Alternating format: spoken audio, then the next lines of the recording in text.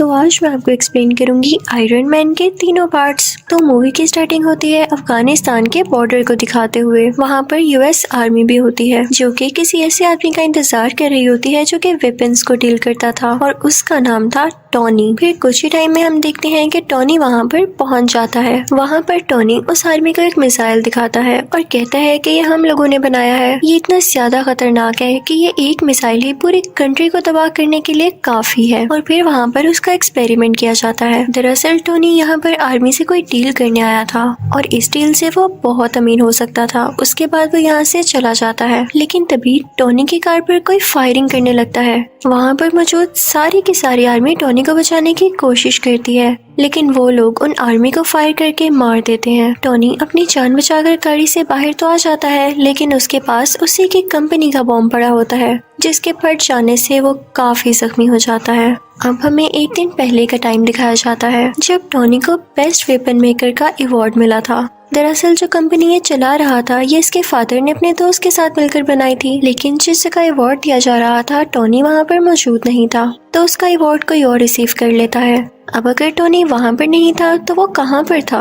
वो था एक कैसीनो में। वहाँ पर वो आदमी आता है जिसने टोनी का अवार्ड लिया था। वो उसे उसका अवार्ड देता है तो वो कहता है कि यार मैं इसे कहाँ रखूंगा, मेरे घर में तो जगह ही नहीं है। वो अवार्ड वो लोगों को देकर वहाँ से चला जाता है। तभी वहाँ पर एक रिपोर्टर आती है और टोनी से कहती है कि क्या आप सेटिस्फाई हैं कि आप नए नए वेपन्स बना रहे हैं और वो इतने खतरनाक हैं कि किसी की भी जान ले सकते हैं, बल्कि पूरी कंट्री ही डिस्ट्रॉय कर सकते हैं। तो टोनी कहता है कि हाँ मैं सेटिस्फाई हूँ, क्योंकि अगर हम वेपन्स ना बनाएं तो लोग हमें ही मार डालेंगे। उसके बाद ये दोनों कुछ टाइम साथ स्पेंड करते हैं और फिर टोनी को बताया जाता है कि उसकी अफगानिस्तान के लिए फ्लाइट है और टोनी अपने प्राइवेट जेट से होता हुआ अफगानिस्तान आ जाता है। अब सीन शिफ्ट होता है प्रेजेंट टाइम की तरफ, जब टोनी बेहोश है और एक बैटरी से कनेक्टेड है।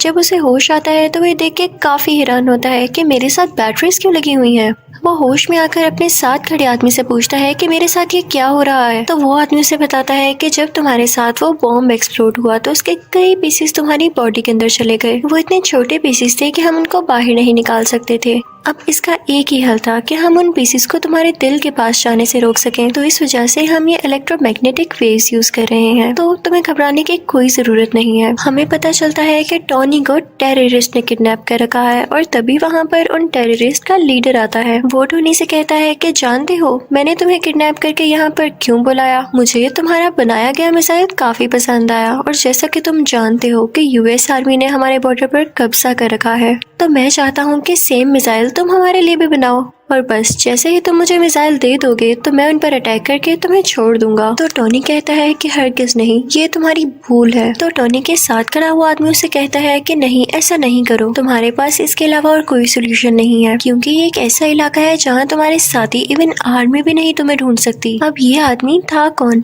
दरअसल ये आदमी भी वेपन्स बनाया करता था और इन्हें भी यही लोग लेकर आए थे यहाँ पर। अब टोनी और वो डिसाइड करने लगते हैं कि यहाँ से बाहर कैसे निकला जाए। हालांकि यहाँ से बाहर जाना लग तो इम्पॉसिबल रहा था, लेकिन वो फिर भी ट्राई करना चाहते थे। वो आदमी कहता है कि मुझे अपनी फैमिली के पास जाना है। तो टोनी कहता है कि मेरी कोई फैमिली नहीं, बस एक ड्राइवर और एक सेक्रेटरी है। तो वो दोनों सोचते हैं कि हम कोई ऐसा ड्रेस बनाएंगे जो कि बुलेट प्रूफ हो, ताकि जब हम लोग बाहर निकले और वो हम पे शूट करें तो हम पे कोई असर ना हो और हम फौरन से भाग जाएं। वो आदमी टोनी को बताता है कि तुम्हारी बॉडी में जो इलेक्ट्रोमैग्नेटिक वेव्स हैं उनको सिर्फ वही बैटरी कंट्रोल कर सकती है जो मैंने तुम्हारी बॉडी के साथ कनेक्ट की थी। अब उसको ढूंढना होगा ताकि उसको यूजफुल बनाकर हम यहाँ से बाहर जा सकें। लेकिन उस सूट के लिए इनको बहुत हाई पावर्ड बैटरी चाहिए थी जो कि सूट को रन भी कर सकती। दूसरी तरफ लीडर को तो यही लग रहा होता है कि शायद ये लोग मेरे लिए वो मिसाइल बना रहे हैं, तो वो उसको मटेरियल भी देता रहता है, क्योंकि वो नहीं जानता होता कि मिसाइल बनाने के लिए क्या क्या मटेरियल चाहिए।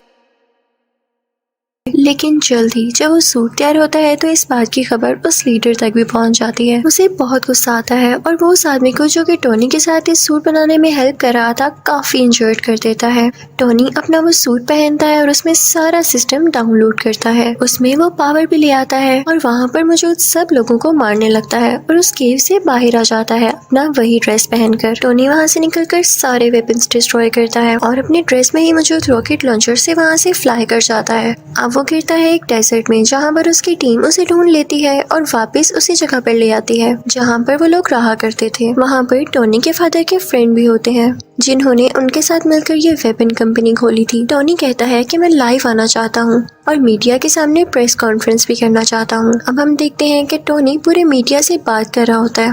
वो कहता है कि मुझे अफगानिस्तान के लोगों ने किडनैप कर लिया। उन्होंने मुझसे डिमांड की कि मैं उनको भी वेपन्स बना कर दूँ। मैंने ये सोचा है कि मेरे वेपन्स इतनी प्रॉब्लम्स क्रिएट कर रहे हैं और वो लोग भी मेरे वेपन्स को हासिल करके जंग करना चाहते हैं, वॉर करना चाहते हैं और मैं ये सब नहीं चाहता, इसलिए मैं अपनी कंपनी ही बंद कर रहा हूँ। और एटलीस्ट अगर कंपनी बंद ना भी की तो मैं ऐसे वेपन्स कभी नहीं बनाने वाला। तो वो आदमी जो टोनी के फादर का फ्रेंड था वो सारे लोगों से कहता है कि नहीं नहीं, ऐसी बात नहीं है। टोनी बेचारा अभी अपनी जान बचा कर आया है और ये सेंसेस में नहीं है। ये भी उदास है, इसलिए बहकी बातें कर रहा है, ऐसा कुछ नहीं होने वाला। टोनी वहाँ से चला जाता है और वो आदमी भी टोनी के पीछे पीछे आता है। वो टोनी से कहता है कि आखिर हुआ क्या, तुम अफगानिस्तान से कैसे बचकर निकले और तुम्हें उन लोगों ने क्यों किडनैप किया था।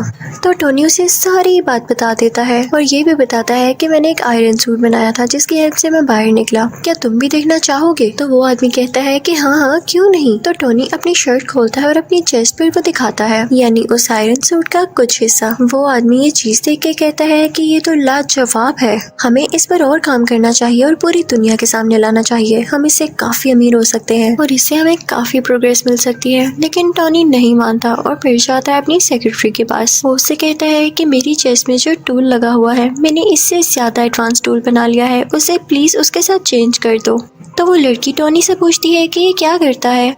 तो टोनी उसे बताता है कि मेरी बॉडी में कुछ मेटल पीसीज हैं, ये उनको मेरे दिल तक जाने से रोकता है और मेरी बॉडी में और ज्यादा पावर और एनर्जी बनाता है। दूसरी तरफ डेजर्ट में उन अफगानिस्तान के टेररिस्ट को उस सूट के कुछ पार्ट्स मिल जाते हैं जिसे वो लोग जोड़कर पता लगा लेते हैं कि असल में चीज क्या है। और उधर टोनी भी एक नए ड्रेस बनाने की कोशिश में होता है। उसने उस ड्रेस में और ज्यादा अच्छे रॉकेट लॉन्चर्स लगा रखे थे जो उसे उड़ने में मदद देने वाले थे। अब वो अपनी ड्रेस में लगे सिस्टम को ऑर्डर देता है कि मुझे और ऊपर उड़ाओ, लेकिन जब वो काफी ज्यादा ऊपर पहुंच जाता है तो उसके ड्रेस में बर्फ जमने लगती है सर्दी की वजह से और उसके सिस्टम में एरर आ जाता है और वो नीचे आकर गिरता है। जैसे ही वो नीचे आ रहा होता है तो वो अपने सिस्टम को दोबारा से ऑर्डर देता है क्योंकि अब उस पर से बर्फ मेल्ट हो रही थी और वो दोबारा से उड़ जाता है। फिर घर आकर वो उस ड्रेस में कुछ चेंजेस करता है ताकि ज्यादा ऊंचाई पर जाने में वो ड्रेस ना जमे। और टेबल पर उसकी सेक्रेटरी ने उस पुराने टूल पर कुछ लिख के उसके लिए रखा होता है जिसे देख के वो काफी खुश होता है। फिर शाम को हम देखते हैं कि टोनी एक पार्टी में जाता है जहाँ पर उसकी सेक्रेटरी भी होती है। वो दोनों साथ टाइम स्पेंड करते हैं, डांस करते हैं और काफी एंजॉय करते हैं कि तभी वहीं पर वो रिपोर्टर आ जाती है जिसने उससे कुछ क्वेश्चंस किए थे। वो कहती है कि जो मिसाइल तुमने अफगानिस्तान में दिखाया उस जैसे कई मिसाइल अब अफगानिस्तान खुद बना रहा है और मुझे नहीं लगता कि ये तुम्हारी परमिशन से हो रहा है या तुमने ऐसा कुछ करने को कहा है। टोनी एकदम बहुत गुस्से में आ जाता है और उसे लगता है कि हो ना हो ये काम उसी आदमी का है जो कि उसके फादर का दोस्त था, यानी उस कंपनी का शेयर पार्टनर। टोनी सीधा उस आदमी के पास जाता है और उससे पूछता है क्या वाकई में तुमने वो मिसाइल वहाँ पर भेजा है। तो वो कहता है कि हाँ मुझे ऐसा करना पड़ा। तो टोनी कहता है क्या तुम्हें पता भी है वहाँ पर जो टेररिस्ट है वो लोगों को कितना मार रहे हैं और तुमने उन्हीं टेररिस्ट की मदद कर दी, हमारी कंपनी ऐसे काम नहीं करती। लेकिन वो उसकी एक नहीं सुनता। फिर टोनी घर आ जाता है और खुद ही कुछ करने का ट्राई करता है। टोनी अपने ड्रेस को बहुत एडवांस बना लेता है। उसमें उसने हर तरह की टेक्नोलॉजी यूज कर दी थी जो कि फायर भी कर सकती थी और छोटे छोटे रॉकेट्स भी शूट कर सकती थी। टोनी फौरन से वो ड्रेस पहनकर अफगानिस्तान जाता है। वहाँ पर जाकर वो सब आदमियों से लड़ता है, इवन उन टेररिस्ट के लीडर से भी, और फिर अपने ड्रेस से एक छोटा सा रॉकेट वहाँ पर छोड़ता है जिससे वो जगह डिस्ट्रॉय हो जाती है। वहाँ की एयरफोर्स को भी पता चल जाता है कि यहाँ पर कोई एक्सप्लोजन हुआ है, लेकिन वो आयरन मैन को ढूंढ ही नहीं पाते। फिर टोनी अपने उस दोस्त को कॉल करता है जो कि इसे अवार्ड देने कैसीनो आया था। वो अपने दोस्त से कहता है कि मैं ही हूँ जिसने ये सारा ब्लास्ट किया है, तो प्लीज तुम इस मैटर का ख्याल रख लेना। फिर जब उससे पूछा जाता है कि ये अटैक्स किसने किए तो वो कहता है कि हो सकता है कई दुश्मनों ने मिलकर ये अटैक किया हो, यानी वो ये बात टोनी पर नहीं आने देता। अब जब टोनी के फादर का दोस्त ये बात सुनता है तो उसे बड़ी हैरानी होती है कि ऐसे कोई अटैक करके गायब हो सकता है। वो फौरन से अफगानिस्तान जाता है और वहाँ के टेररिस्ट से बात करता है। तो वो टेररिस्ट कहते हैं कि हम जान चुके हैं कि काम किसका है, लेकिन हम तब तक खामोश हैं जब तक हम पूरी बात का ना पता लगा लें। ये आयरन मैन ही है, क्योंकि हमें डेजर्ट से उसके ड्रेस के कुछ पार्ट्स मिले हैं। वो टेररिस्ट उस आदमी से कहते हैं कि अगर तुम हम लोगों को पैसे दे दो तो मैं सूट का डिजाइन तुम्हें बता सकता हूँ। लेकिन टॉनी के फादर का दोस्त ऐसा नहीं करता, बल्कि उन लोगों को डरा धमका कर वो ड्रेस अपने साथ ले आता है। टॉनी को पता चल जाता है कि उसका पुराना ड्रेस किसी ने चुरा लिया है। वो फौरन से अपनी सेक्रेटरी के पास जाता है और उससे कहता है कि कैसे भी करके मुझे उसको रोकना होगा कि कहीं ये सारी इन्फॉर्मेशन लीक ना हो जाए और वो मेरा नाम, मेरी आइडेंटिटी यूज करके हर जगह तबाही फैलाए। अब टॉनी की सेक्रेटरी उस आदमी के ऑफिस जाती है, यानी वही आदमी जो टॉनी के फादर का दोस्त है। वो सारी इन्फॉर्मेशन उसके कंप्यूटर से कॉपी करने लगती है और साथ ही साथ उसे ये भी पता चलता है कि यही वो आदमी था जिसने टॉनी को किडनैप करवाया था उन टेररिस्ट से, क्योंकि ये नहीं चाहता था कि टॉनी का इस कंपनी में जरा सा भी शेयर हो। ये सुन के वो काफी हैरान होती है और वहाँ से जाने ही वाली होती है कि तभी वहाँ पर वही आदमी आ जाता है जिसके कंप्यूटर से वह डेटा चुरा रही थी। लेकिन उसे बातों में लगा के वहाँ से चली जाती है। अब वो आदमी भी इतना कोई इनोसेंट नहीं था, उसे पता चल जाता है कि ये लड़की मेरे कंप्यूटर से सारा डेटा चुरा गई है। जब वो लड़की सारी इन्फॉर्मेशन लेके वहाँ से निकल रही होती है तो एक आदमी आता है और कहता है कि आप टॉनी को जानती है ना, कि आप टॉनी से मेरा इंटरव्यू करा देंगी, मुझे उससे कुछ सवालात पूछने हैं, कुछ क्वेश्चनिंग करनी है। और दूसरी तरफ टॉनी के फादर के फ्रेंड को भी अजीब अजीब फील हो रहा होता है, क्योंकि वो जानता था कि टॉनी अब कितना पावरफुल है और उसे पता चल चुका है कि इस सारी गेम के पीछे मेरा ही हाथ है। उस आदमी ने कुछ साइंटिस्ट को ऑर्डर दिया होता है वही टूल बनाने के लिए जो कि टॉनी की चेस्ट में था। लेकिन हैरानी वाली बात यह है कि जो टूल ये बनवा रहा था उसका साइज काफी बड़ा था, लेकिन उसको कंप्लीट होने में भी टाइम था। तो ये जाता है टॉनी के घर काफी गुस्से में। वो टॉनी की बॉडी को डीएक्टिवेट करके उसकी चेस्ट में से वो टूल, यानी जो अब उसका हार्ट था, वो ले जाता है, जिसकी वजह से टॉनी बहुत डाउन फील करने लगता है और उसके बगैर वो ज्यादा देर जिंदा रहने वाला नहीं था। कि तभी टॉनी को याद आता है कि उसकी सेक्रेटरी ने उसे एक पुराना टूल भी दिया था। वो फौरन से उसको लगा लेता है और अपना ड्रेस दोबारा से अपनी बॉडी पर ले आता है। अब टॉनी के फादर का फ्रेंड तो टॉनी का वो टूल लेके जा चुका था।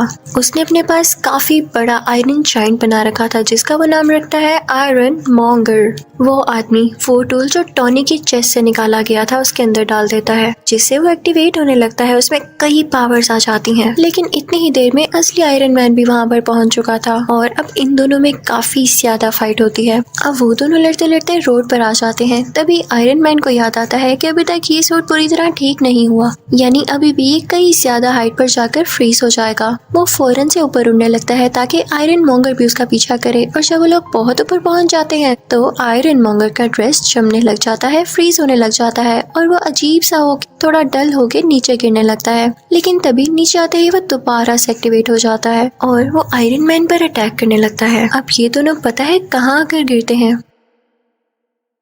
उसी लैब पर जहाँ पर ये बहुत बड़ा टूल बनाया जा रहा था। इस टूल को उसी आदमी के साइंटिस्ट बना रहे थे जो टॉनी के फादर का फ्रेंड था। अब आयरन मैन अपनी सेक्रेटरी को फौरन से कहता है कि तुम ये टूल एक्टिवेट कर दो, मैं यहाँ से फौरन से भाग जाऊंगा और इसका सारा का सारा इफेक्ट इस आयरन मॉन्गर पर हो जाएगा, क्योंकि ये नहीं जानता होगा कि टूल स्टार्ट होने वाला है। वो लड़की ऐसा ही करती है। उसमें काफी ज्यादा रेज निकलती हैं जो कि आयरन मॉन्गर के गिर्द आ जाती हैं और इन रेज की वजह से आयरन मॉन्गर मारा जाता है। अब अगले दिन हम देखते हैं कि टॉनी की प्रेस कॉन्फ्रेंस होती है और सारे उससे क्वेश्चन कर रहे होते हैं कि क्या आप ही हो आयरन मैन? तो उसके पास एक आदमी आता है और कहता है कि नहीं, आपने ये नहीं कहना, आपने ये कहना है कि उसमें आपका बॉडीगार्ड था और उन दोनों में आपस में कोई पर्सनल इश्यूज की वजह से लड़ाई हो रही थी और आपके फादर के फ्रेंड भी नेचुरल डेथ मरे। लेकिन टॉनी वो स्क्रिप्ट उठा के सब लोगों के सामने चला जाता है। तभी उसका दोस्त उसके कान में कहता है कि जो भी बात सच है वही बोलिएगा। आयरन मैन सबके सामने बोल देता है, आई एम आयरन मैन। यानी अब सबको पता चल चुका था कि असली आयरन मैन टॉनी ही है। और इसी के साथ आयरन मैन पार्ट 1 यही खत्म हो जाता है। तो अब मैं आपको एक्सप्लेन करूंगी आयरन मैन पार्ट 2। अब जहाँ पर पार्ट 1 का एंड हुआ था वहीं से पार्ट 2 स्टार्ट होता है। वही न्यूज के टॉनी ने ये एक्सेप्ट कर लिया है कि वही आयरन मैन है। किसी के टीवी पर चल रही होती है और जो आदमी इसको देख रहा होता है उसका नाम इवैन होता है। ये न्यूज देखते ही इवैन के फादर की डेथ हो जाती है। तो इवैन कहता है कि मैं आयरन मैन से बदला लेके जरूर रहूंगा। तो वो भी एक छोटा सा टूल तैयार करता है जिससे वो अपना ड्रेस बनाने वाला था, क्योंकि वो आयरन मैन से फाइट करने लगा था। अब कई दिन बाद इवैन का ड्रेस तैयार हो जाता है और वो उसे नाम देता है व्हिपलैश। उसमें ये पावर थी कि वो किसी भी मेटल को काट सकता था। फिर हम देखते हैं कि 6 महीने गुजर जाते हैं और टोनी कुछ लोगों से स्पीच कर रहा होता है। उसने अपना वही ड्रेस पहना होता है। वो बताता है कि मेरे फादर का ये ड्रीम था कि वो एक सिटी बनाए जिसमें एडवांस बिल्डिंग्स हो और काफी अच्छी टेक्नोलॉजी हो, लेकिन वो तो अपना ये ड्रीम पूरा नहीं कर पाए। अब मैं उनका ये ड्रीम पूरा करूंगा। और वो अपना ड्रेस सबको दिखाता है कि ये ड्रेस मेरी हेल्प करेगा। टोनी ये सब बातें करके वहाँ से निकल ही रहा होता है कि तभी उसके पास कुछ लोग आते हैं। वो टोनी से कहते हैं कि आपसे कुछ लोग कुछ बातें पूछना चाहते हैं। वो सब लोग ये चाहते हैं कि आप सुबह कोर्ट में आए। वो आपके ड्रेस के बारे में आपसे कुछ इन्वेस्टिगेशन करेंगे। जब टोनी कोर्ट जाता है तो उसे पता चलता है कि वहाँ पर तो आर्मी है। कोर्ट के सेनेटर उसे कह रहे होते हैं कि सूट तो तुमने काफी अच्छा बनाया है, लेकिन इतनी ज्यादा पावरफुल और खतरनाक चीज तुम्हारे पास नहीं होनी चाहिए। ये आर्मी को दे दो क्योंकि वो अपने सोल्जर्स की काफी अच्छी ट्रेनिंग कर सकती है इससे। तो टोनी कहता है कि नहीं, वो ड्रेस मैंने बनाया है, मेरी मेहनत लगी है उसमें, मैंने उस पर कई एक्सपेरिमेंट्स किए और मुझे ही उसको यूज करना आता है। वो मेरा ड्रेस है और मैं ही आयरन मैन हूँ। No one can be Iron Man. कोई आयरन मैन नहीं बन सकता मेरे अलावा। वहाँ पर टोनी का वही ब्लैक दोस्त भी होता है, लेकिन इस पार्ट में उसका फेस चेंज है, यानी किसी और को टोनी का दोस्त बना दिया गया है, लेकिन कैरेक्टर वही है। वो भी सेम बात कहता है कि मुझे ये कहना पड़ रहा है कि ये ड्रेस वाकई बहुत डेंजरस है और ये आर्मी के पास होना चाहिए, लेकिन फिर भी टोनी नहीं मानता। फिर वहाँ पर एक वेपन एक्सपर्ट भी आता है जो कि सेम बात बोलता है, लेकिन टोनी कहता है कि मैं तुम लोगों में से किसी की बात नहीं सुनने वाला। टोनी उन सब से कहता है कि मैं जानता हूँ आप लोगों को ऐसा करने के लिए किसने कहा है। इनफैक्ट वो आदमी इसलिए चाहता है कि आप लोग मेरा ड्रेस ले लें क्योंकि वो खुद ऐसा ड्रेस नहीं बना पा रहा। उसने मेरी कॉपी करके कई ज्यादा ड्रेसेस बनाए हैं, लेकिन वो उस काम के नहीं जो कि मेरा ड्रेस है। तो आप लोग उसकी बातों में क्यों आ रहे हैं? मैं आपको प्रूफ्स भी दिखाता हूँ। और टोनी फिर उनको प्रूफ्स भी दिखाने लगता है कि वाकई वो आदमी कैसा है। वो कहता है कि इतना बड़ा वेपन मेकर मेरी ड्रेस को कंट्रोल ही नहीं कर पा रहा, तो आप लोग कैसे कर पाएंगे? इसे सिर्फ मैं चला सकता हूँ और मैं जानता हूँ ये किसी को नुकसान नहीं देगा। सबको उसकी बात अच्छी लगती है और फिर वो वहाँ से चला जाता है। दूसरी तरफ हम देखते हैं कि इवैन अपना व्हिपलैश ड्रेस कंप्लीट कर चुका होता है और अब वो चाहता था कि वो डायरेक्ट जाकर आयरन मैन से लड़ाई करे। दूसरी तरफ टोनी भी अपने ड्रेस को चेक कर रहा होता है। उसके ड्रेस में एक ऐसा कोर होता है जो कि सबसे ज्यादा यूजफुल था, लेकिन यूजफुल होने के साथ साथ वो काफी खतरनाक भी था। उसकी वजह से टोनी की बॉडी में काफी पॉइजन फैल रहा था। उसी दौरान टोनी इस सोच में भी पड़ जाता है कि अगर मुझे कुछ हो गया तो कंपनी का क्या होगा। तो वो अपनी सेक्रेटरी को बुलाता है और उससे कहता है कि मैं तुम्हें अपनी कंपनी का सीईओ बनाता हूँ। ये कंपनी अब से तुम्हारे अंडर है, तुम जिसको चाहो हायर करो। फिर टोनी की सेक्रेटरी जो कि अब उस कंपनी की सीईओ थी, एक लड़की को इंटरव्यू के लिए बुलाती है, लेकिन वो लड़की किसी कंपनी की एजेंट होती है। फिर हम देखते हैं कि कार रेस हो रही होती है और उसमें टोनी ने भी पार्टिसिपेट किया होता है, लेकिन तभी वहाँ पर इवैन यानी व्हिपलैश आ जाता है और उस पर अटैक कर देता है, जिससे उसकी गाड़ी 2 हिस्सों में टूट जाती है। ये न्यूज टीवी पर टोनी की यानी वो सीईओ भी देख लेती है और उसके बॉडीगार्ड से कहती है कि हमें फौरन उसकी मदद के लिए जाना होगा। वो दोनों जाते हैं और टोनी को उसका ब्रीफ केस देते हैं जिसके अंदर वो आयरन मैन वाला ड्रेस होता है और टोनी उसको पहन लेता है। अब आयरन मैन में और व्हिपलैश में काफी लड़ाई होने लगती है, लेकिन आयरन मैन जो भी अटैक्स कर रहा था व्हिपलैश उनको रोके जा रहा था और कई देर तक ऐसे चलता है। लेकिन तभी आयरन मैन व्हिपलैश पर जोरदार अटैक करता है, जिससे फाइनली व्हिपलैश को डिफीट हो जाती है। व्हिपलैश को अरेस्ट कर लिया जाता है। थोड़ी देर बाद टोनी पुलिस स्टेशन जाता है इवैन से ये पूछने के लिए कि उसने उस पर अटैक क्यों किया। वो आगे से चुप रहता है तो टोनी उससे कहता है कि वैसे तुम्हारी टेक्नोलॉजी थी बड़ी कमाल की, तुम अगर ये आर्मी को बेच देते तो तुम काफी अमीर हो सकते थे। और ये कह के वो वहाँ से चला जाता है। फिर हम देखते हैं कि एक और आदमी आता है जो कि सेम टू सेम इवैन के जैसा था, इवन उसका यूनिफॉर्म भी। वो दरअसल जेल में इसलिए भेजा गया था ताकि उसको मरवाकर लोगों को ये शो किया जा सके कि इवैन मर चुका है। और एक आदमी जो कि बहुत बड़ा गैंगस्टर था असली इवैन को रेस्क्यू कर लेता है, वहाँ से निकलवा लेता है। सबको यही लग रहा था कि इवैन मारा जा चुका है क्योंकि उन्होंने वहाँ पर ब्लास्ट करवा के नकली इवैन को मरवा दिया था। वो गैंगस्टर किसी इंडस्ट्री का ओनर था और टोनी का सबसे बड़ा दुश्मन था। वो ये चाहता था कि वो भी आयरन मैन की ड्रेस की तरह कई ज्यादा ड्रेसेस बनाए और पूरी आर्मी बनाए उनसे। उसने इवैन को भी इसीलिए छुड़वाया था। दूसरी तरफ टोनी के ड्रेस का वो कोर उसे काफी सता रहा होता है। वो उसकी चेस्ट में मुसलसल पॉइजन पहुंचा रहा था, जिससे उसे फील हो रहा था कि अगर उसने कुछ न किया जल्द तो वो मारा जाएगा। लेकिन इस बात की फिक्र ना करते हुए वो अपनी बर्थडे पार्टी रखता लगता है और उसमें डांस कर रहा होता है कि तभी उसका वो ब्लैक फ्रेंड आता है और उससे कहता है कि आर्मी का ऑर्डर है कि कल तुम्हें या तुम्हारे ड्रेस को उनके सामने लाया जाए। वो आदमी भी टोनी से अब तंग आ चुका था। वो कहता है कि तुम अपना ड्रेस पहन के पार्टी कर रहे हो, तुम जानते भी हो कि कितना खतरनाक है। लेकिन टोनी उसकी बात नहीं सुनता, तो वो भी टोनी का पुराना ड्रेस पहन कर आ जाता है और उन दोनों में अब काफी ज्यादा फाइट होती है। दोनों ने ही आयरन के ड्रेसेस पहने रखे थे और दोनों चाहते थे कि किसी न किसी तरह एक दूसरे को हरा दें ताकि पहला जीत जाए। अब दोनों अपने अपने हाथ से लेजर निकालने लगते हैं और एट अ टाइम लेजर निकलने से दोनों लेजर्स आपस में टकरा जाती हैं और बहुत बड़ा ब्लास्ट होता है। जहाँ पर ब्लास्ट होता है और टोनी की बर्थडे पार्टी हो रही होती है, वो जगह कोई और नहीं बल्कि टोनी की कंपनी होती है। अब वहाँ से टोनी का पुराना ड्रेस लेके वो ब्लैक फ्रेंड तो चला जाता है, लेकिन टोनी वहीं पर नशे की हालत में होता है। फिर हम देखते हैं कि एक आंख वाला आदमी टोनी के पास आता है और उससे कहता है कि तुम्हारे फादर क्या क्या करना चाहते थे और तुम क्या कर रहे हो, तुम नशा करके इधर उधर फिरते रहते हो। तो टोनी कहता है कि अपनी जुबान बंद रखो, तुम होते कौन हो ऐसे बोलने वाले। तो वो आदमी कहता है मैं तुम्हारे बारे में सब कुछ जानता हूँ, वो लड़की जो तुम्हारी कंपनी में इंटरव्यू देने आई थी वो कोई और नहीं बल्कि मेरी ही सीक्रेट एजेंट है और तुम्हारी सारी बातें सारी रिपोर्ट्स ये मुझे देती रही है। फिर वो आदमी ये भी कहता है कि मैं ये नहीं चाहता कि तुम्हारा कोई नुकसान हो, मैं चाहता हूँ कि तुम और ज्यादा अच्छा एक ड्रेस बनाओ जिससे पूरी दुनिया को फायदा हासिल हो और मेरे पास तुम्हारे फादर की कुछ चीजें भी हैं, चाहो तो उन्हें मेरे से ले सकते हो। टोनी उस एक आंख वाले आदमी के पास से वो सारी चीजें ले आता है तो उसे पता चलता है कि उसके फादर जो सिटी बनाना चाहते थे वो उस टूल की मदद से बनाई जा सकती है। वो उस पर पूरी तरह से रिसर्च करने लगता है। वहाँ पर उसको कोर्ट का पूरा डिजाइन भी नजर आ जाता है। वो उस पर थोड़ी सी और रिसर्च करता है और काफी चेंजेस करने के बाद बहुत ही ज्यादा एडवांस टूल बना लेता है और फिर उसी टूल से वो एक नया ड्रेस तैयार करता है जिसको वो नाम देता है मार्क 6। और साथ ही उसे इवेन की कॉल भी आती है जो कहती है कि मैंने तुम्हारे दुश्मन के साथ मिलकर एक काफी अच्छा ड्रेस तैयार कर लिया है। मैं वेट करूंगा उस दिन का जब तुम और मैं आमने सामने होंगे और देखते हैं कि कौन जीतता है। मैं आप लोगों को राज बताती हूँ कि इन लोगों ने वो ड्रेस किस तरह से तैयार किया। टोनी का वो पुराना ड्रेस जो कि टोनी का दोस्त आर्मी के पास लेके आया था, उस ड्रेस में इवान ने और टोनी के दुश्मन ने कुछ चेंजेस किए और उसको और ज्यादा एडवांस बना दिया कुछ टेक्नोलॉजीज की मदद से, जो कि बहुत सारी वॉर्स लड़ सकता था और फाइट कर सकता था। अब दूसरी तरफ टोनी का दुश्मन लोगों से स्पीच कर रहा होता है कि मैंने आयरन सोल्जर्स बनाए हैं क्योंकि अब आयरन आर्मी का दौर है। दूसरी तरफ टोनी को भी पता चल जाता है कि इवान किसी के साथ सच्चा नहीं है, तो वो जाता है अपने उसी दुश्मन के पास, उसी इंडस्ट्री के ओनर के पास और उसे जाके कहता है कि इवान तुम्हारे साथ धोखा करेगा, वो तुम्हारी सारी आर्मी को अपने कब्जे में कर लेगा और वो सिटी पर अटैक कर देंगी। और ऐसे ही होता है। इवेंट देखते ही देखते सब सूट्स को अपने काबू में कर लेता है और उस वॉर मशीन को भी, जो कि इन लोगों ने नई टेक्नोलॉजीज के साथ तैयार की थी।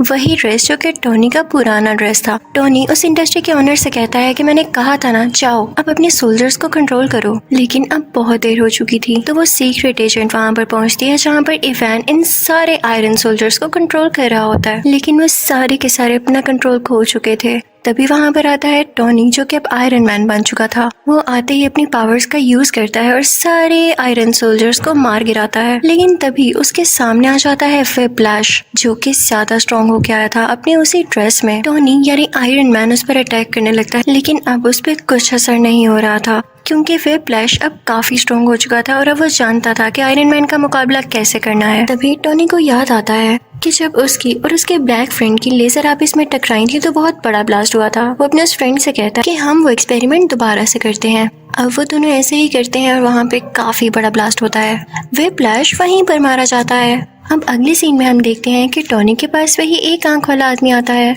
और उससे कहता है कि मैं तुम्हें गुड न्यूज दूं, तुम्हारा जो आयरन मैन वाला ड्रेस है उसको एवेंजर्स ने अप्रूव कर लिया है, यानी अब वो एवेंजर्स टीम में यूज होगा। लेकिन आई एम सॉरी, तुम उसके लिए सिलेक्ट नहीं हुए, तुम्हें सिर्फ पीछे से काम करना होगा। तो टोनी कहता है कोई मसला नहीं, आई एम एक्सेप्टिंग, लेकिन मुझे इस बात का क्रेडिट चाहिए। फिर अगले सीन में हम देखते हैं कि कोर्ट के सेनेटर टोनी यानी आयरन मैन को और उसके ब्लैक फ्रेंड को मेडल देते हैं और उनसे कहते हैं कि थैंक यू, आपने पूरी दुनिया को बचा लिया। और इसी के साथ आयरन मैन पार्ट 2 यहीं खत्म हो जाता है। तो अब बारी है पार्ट 3 की एक्सप्लेनेशन की। तो मूवी का स्टार्ट होता है एक फ्लैशबैक को दिखाते हुए, जहाँ पर एक लेडी उसे बता रही होती है कि मैंने एक ऐसा वायरस बनाया है जिसमें बहुत सारी पावर्स हैं। इवन वो लोग जो डिसेबल हैं, माजूर हैं, वो भी अपनी पावर्स वापस ला सकते हैं। यानी वो बिल्कुल ठीक हो सकते हैं। तभी वहाँ पर एक ग्लासेस वाला साइंटिस्ट आता है जो कि टोनी से कहता है कि हमारी कंपनी एक बहुत बड़ा एक्सपेरिमेंट करने वाली है, उसमें बहुत ज्यादा एडवांस टूल यूज होने वाले हैं, तो मैं तुम्हें ऑफर कर रहा हूँ कि मेरी कंपनी को ज्वाइन कर लो। दरअसल वो टोनी से काफी इम्प्रेस होता है, लेकिन टोनी उसकी ऑफर को रिजेक्ट कर देता है और वहाँ से चला जाता है। हम देखते हैं कि टोनी को एक मेंटल इशू हो गया था, उसी वजह से जब आयरन आर्मी ने पूरे सिटी पर अटैक्स किए थे और टोनी उन्हें शुरू में बचा नहीं पा रहा था, उसे वो फ्लैशबैक बार बार आते थे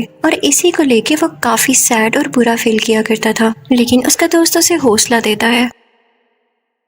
आयरन मैन सोचता है कि अगर उन लोगों ने दोबारा से अटैक कर दिया तो मैं क्या करूंगा। इसके लिए वो आयरन मैन की पूरी टीम बना देता है और वो उस टीम का नाम रखता है आयरन लीजन। अब हमें पता चलता है कि पूरी कंट्री में दोबारा से अटैक्स हो रहे हैं और वो कोई और नहीं बल्कि मैंड्रिन नाम का एक आदमी करवा रहा है।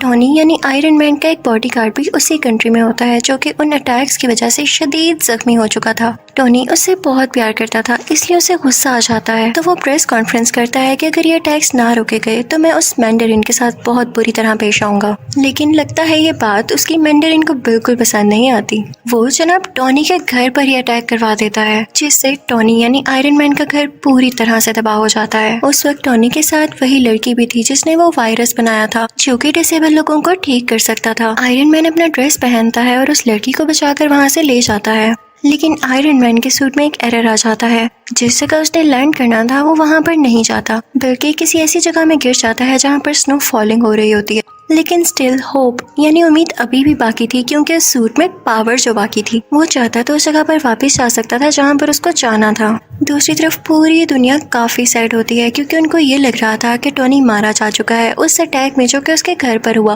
क्योंकि उसके बाद टोनी किसी को दिखाई जो नहीं दिया। आयरन मैन जिस विलेज में गिरा था वहाँ पर उसे एक बच्चा दिखाई देता है, वो उससे कई बातें करने लगता है क्योंकि वो बच्चा उसको काफी इनोसेंट लगता है। टोनी देखता है कि वो विलेज भी तबाह हो चुका है और सेम उसी तरीके से ये तबाह हुआ है जिस तरीके से टोनी के घर पर अटैक किया गया, तो वो समझ जाता है कि जरूर इसके पीछे मैंडरिन का ही हाथ है। अब वो इस सारे केस पर रिसर्च करने लगता है। उसे पता चलता है कि ये एक्सप्लोजन्स किसी वेपन के जरिए नहीं हुए, बल्कि ये उन सोल्जर्स ने किए हैं जो कि सुपर पावर्स रखते हैं। टोनी सबसे मैंडरिन की लोकेशन के बारे में पूछता है, लेकिन उसे कुछ पता नहीं चलता। सरप्राइजिंगली वो बच्चा उसे मैंडरिन की लोकेशन तक पहुंचा देता है। विलेज में टोनी ने कुछ वेपन्स भी तैयार कर रखे थे जो वो अपने साथ लेकर यहाँ आया था। वहाँ पर उसे पता चलता है कि मैंडरिन तो था ही नहीं, वो ड्रामा कर रहा था कि जैसे वो वहाँ पर हो। वहाँ पर सिर्फ एक आदमी था कि जो उस जगह की वीडियोस बनाकर पब्लिश किया करता था। फिर यहाँ हम देखते हैं कि वही ऐनक वाला साइंटिस्ट टोनी से मिलता है, और दरअसल ना तो उसको ऐनक लगी थी और ना ही वो उसका गेटअप था, वो भी उसका फेक गेटअप था। वो टोनी को बताता है कि मैंने वही वायरस यूज करके खुद की डिसेबिलिटी को खत्म कर दिया है और अब मैं काफी स्ट्रॉन्ग हो चुका हूँ। वो साइंटिस्ट टोनी को बताता है कि मैंने तुम्हारी दोस्त यानी तुम्हारी सेक्रेटरी को भी किडनैप कर रखा है। वो उसे उसका विजन दिखाता है कि ये देखो, ये अब मेरे कब्जे में है। वो दरअसल कहीं और पर किडनैप हुई भी होती है और ये सिर्फ उसकी इमेज होती है, एक होलोग्राम। अब वो लड़की जिसने वायरस तैयार किया था वो कई सालों से साइंटिस्ट के लिए काम कर रही थी, लेकिन जब उस साइंटिस्ट को पता चलता है कि ये टोनी से भी मिलने गई थी तो वो उस लड़की को वहीं पर शूट कर देता है।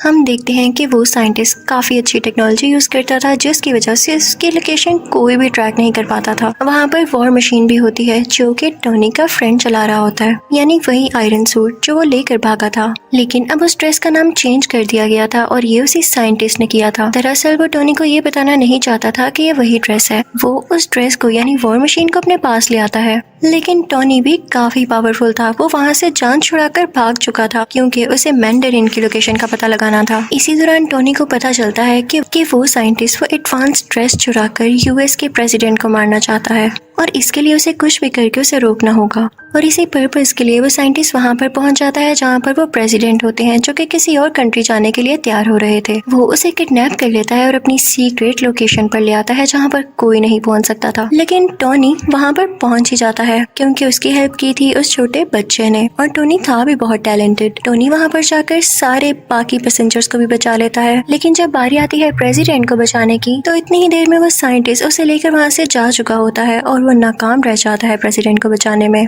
लेकिन हमें ये जरूर पता चल जाता है कि साइंटिस्ट की सीक्रेट लोकेशन क्या थी। ये समंदर के पास एक खुफिया जगह थी और ये प्रेसिडेंट को यहाँ पर पता है क्यों लाया था, क्योंकि ये उनकी डेथ पूरे सोशल मीडिया के सामने लाइव दिखाना चाहता था, जिससे इसको पॉपुलैरिटी मिलती, यानी ये मशहूर हो जाता और लोग इससे डरने लगते। और प्रेसिडेंट को पकड़ना इतना आसान नहीं हुआ था, बल्कि प्रेसिडेंट के नीचे जो बंदा होता है यानी वाइस प्रेसिडेंट, उसने जेलेसी में आकर प्रेसिडेंट की किडनैपिंग में उस साइंटिस्ट की हेल्प की थी। उसने ये लालच में भी किया था क्योंकि उसकी एक डिसेबल बेटी थी जिसको साइंटिस्ट ने वही वायरस देकर ठीक कर दिया था। अब हम देखते हैं कि टोनी और उसका ब्लैक फ्रेंड उसी जगह पर होते हैं जहाँ पर वो साइंटिस्ट होता है, यानी समंदर के पास वाली खुफिया जगह में। टोनी अपने दोस्त को कहता है कि मैं अपनी असिस्टेंट यानी सीईओ को बचाऊंगा और तुम जाकर प्रेसिडेंट को बचाना। फिर हम देखते हैं कि आयरन मैन उस आदमी के सामने पहुंच चुका है, यानी उस साइंटिस्ट के सामने। उन दोनों में काफी फाइट होती है, दोनों ने ड्रेसेस पहन रखे थे और दूसरी तरफ वो ब्लैक फ्रेंड भी प्रेसिडेंट को बचा देता है और उन्हें भी आयरन ड्रेस पहनाकर सेव कर लेता है और कहता है आप यहाँ से चले जाएं अभी के लिए। आयरन मैन भी उस सीईओ को यानी अपनी दोस्त को बचा लेता है,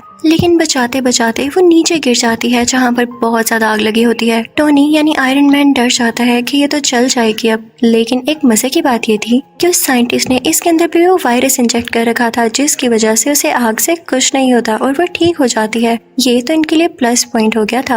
अब हम देखते हैं कि टोनी यानी आयरन मैन जाता है उसी साइंटिस्ट के पास। उन दोनों में काफी ज्यादा फाइट होने लगती है, लेकिन जब वो देखता है कि इस पर ना तो मेरी आर्मी का कोई असर हो रहा है ना तो मेरे अटैक्स का, तो उसके पास एक आइडिया आता है। वो अपना ड्रेस उतारता है और उसे साइंटिस्ट को पहना देता है और उस ड्रेस में एक खास बात ये थी कि वो अपने आप को ही ब्लास्ट कर लेता था और टोनी फिर ऐसा ही करता है, वो ड्रेस ब्लास्ट हो जाता है। लेकिन वो साइंटिस्ट बहुत चालाक था, उसने भी वो वायरस अपने अंदर इंजेक्ट कर रखा था, जिसकी वजह से वो सरवाइव कर जाता है और उसे कुछ भी नहीं होता। बस इतना है कि वो जल चुका था, लेकिन स्टिल उसमें अभी भी पावर थी काफी ज्यादा। और तभी वहाँ पर वो सीईओ भी आती है और वो साइंटिस्ट को पूरी तरह से मार देती है, जिससे फाइनली वो मर जाता है। फिर वो सीईओ आती है टोनी के पास, वो दोनों गले लगते हैं और कन्फेस करते हैं कि वो एक दूसरे को पसंद करते हैं। उधर टोनी अपनी बाकी आयरन आर्मी को भी ऑर्डर देता है कि खुद को ब्लास्ट कर लो और ऐसा ही होता है। आसमान में लग रहा होता है जैसे फायरवर्क्स चल रहे हों। फिर नेक्स्ट सीन में हम ये भी देखते हैं कि पुलिस ने नकली मैंडरिन और उस वाइस प्रेसिडेंट को भी अरेस्ट कर लिया है। फिर हम देखते हैं क्योंकि टोनी यानी आयरन मैन काफी मशहूर हो चुका था, तो दुनिया के बड़े बड़े सर्जन्स उसका ऑपरेशन करते हैं।